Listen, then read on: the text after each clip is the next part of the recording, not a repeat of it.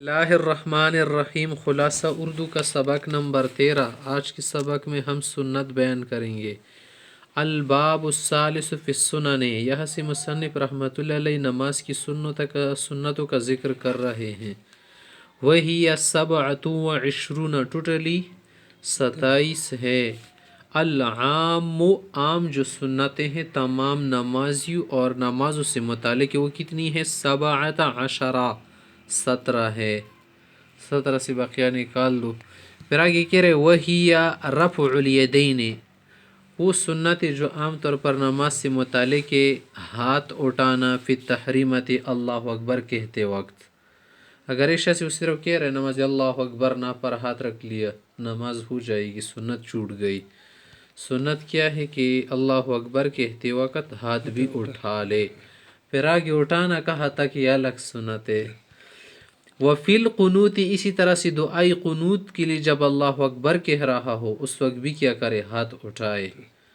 وفی تکبیرات العیدین، عید کی تکبیر واجب بذات خود اور اس کے لیے ہاتھ اٹھانا سنت ہے۔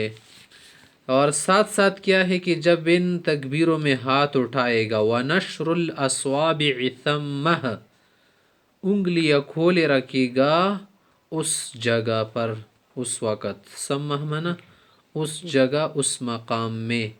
منا قنوت کے لیے تکبیر ہاتھ اٹھا رہے تو انگلیاں کھلی رکھے، اس طرح ملا کر مضموم نہ رکھے۔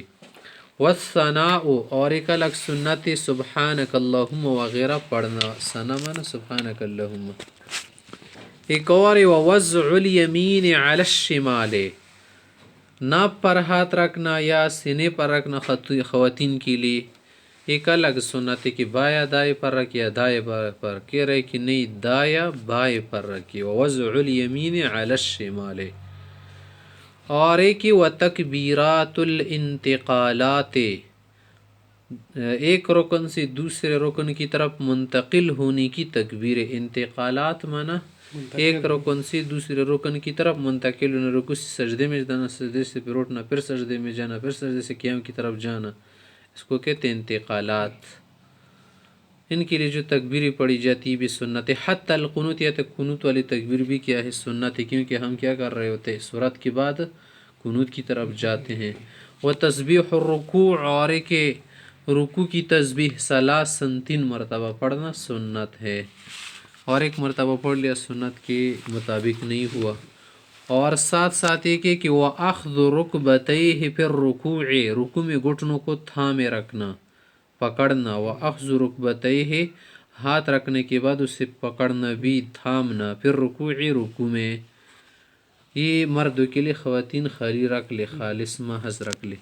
اور ایک وَتَفْرِيجُ الْأَصْوَابِعِ فِيهِ، رکوع میں جب یہ گھٹنوں کو تھامے گا نا تو سو انگلیاں بھی کھلی رکھے، مضموم کر کے نہ رکھے۔ خواتین مضموم کر لے، ملا دے، ملائی رکھے۔ اور مردوں کے لیے کیا ہے کہ وَتَفْرِيجُ الْأَصْوَابِعِ فِيهِ، انگلیاں کھلی رکھے، کشادہ رکھے، رکوع میں پکڑتے وقت، تھامتے وقت۔ اور ساتھ ساتھ ایک سنت والقومۃ، قومہ یعنی رکوع کے بعد کھڑے رہنا۔ والجلسۃ، 2 سجدوں کے بیچ بیٹھنا۔